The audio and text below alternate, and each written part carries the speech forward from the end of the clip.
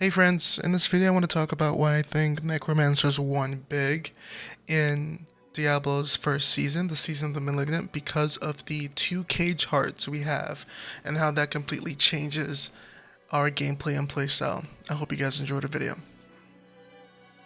For context, I started this season leveling with a druid, trying out the lightning build to try to mess with the different cage hearts the druid had as well, but druid never really felt like it had anything that was substantially changing my gameplay. The being able to pull enemies together with an ultimate was nice, but I was going to a lightning build and I wasn't actively using any ultimates yet without getting Tempest Roar.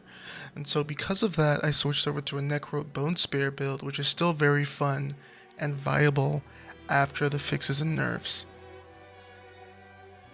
The main reason Necromancer felt so fun to level with was because of the combination of three cage hearts.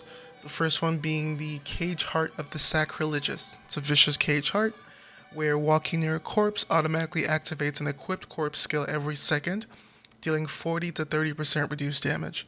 And now the reduced damage might seem like a huge downside, but to be honest, if we're using the cage hearts to constantly proc our corpse tendrils, as well as corpse explosion, with the blight effect on the passive skill tree, that ends up being just a benefit of being able to group ads together and like have them taking a lot of damage over time while we damage them with core skills. I'll have you remember as well that enemies and packs are also constantly stunned and slowed with the aspect of grasping veins, providing you with at least 10 to 20% increased critical strike chance for 6 seconds when you cast Corpse Tendrils, but it also lets you deal 20 to 40% bonus critical strike damage on those enemies damaged by Corpse Tendrils. So if we think about this, we're literally moving through dungeons, through the open world, through pinnacle content in terms of nightmare dungeons and just endgame stuff.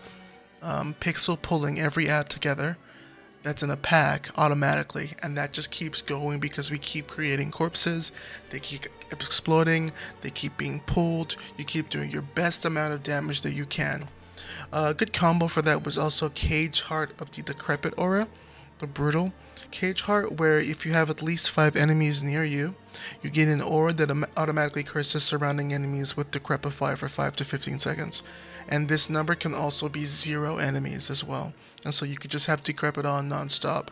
This was a really fun heart to have. I took it off my build eventually because I was using the Bone Spear build and I really just wanted to max out my damage to distant enemies, so I wasn't close to enemies to be able to let the curse affect them.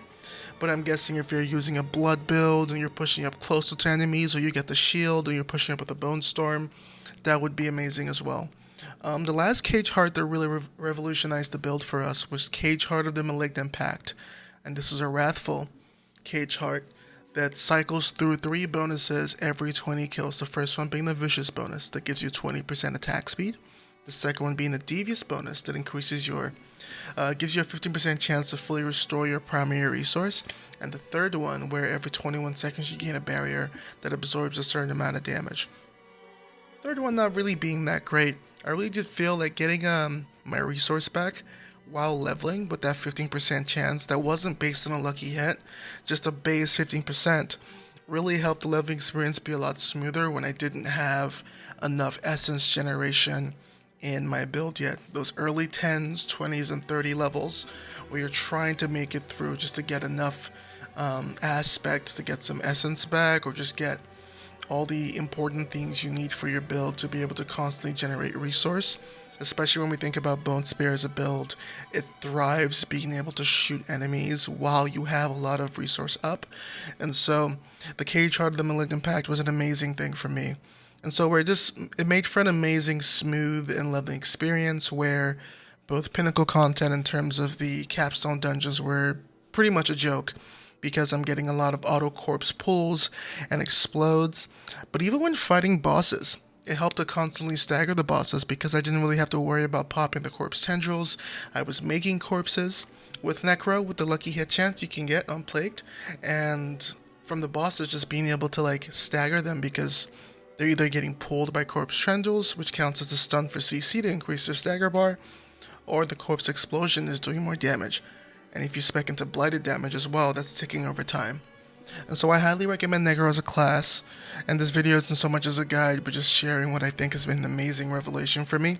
I'm loving it so far. If you're looking to the video, you're seeing me literally run through the content in this game after the fixes and nerfs to the skill. And I think that if you haven't played Necro yet, this is the season to play it. Even if it's a minion build, what other variation you might be trying to pursue as a Necromancer, I highly recommend that you give Necromancer a shot. And thank you guys so much for watching the video.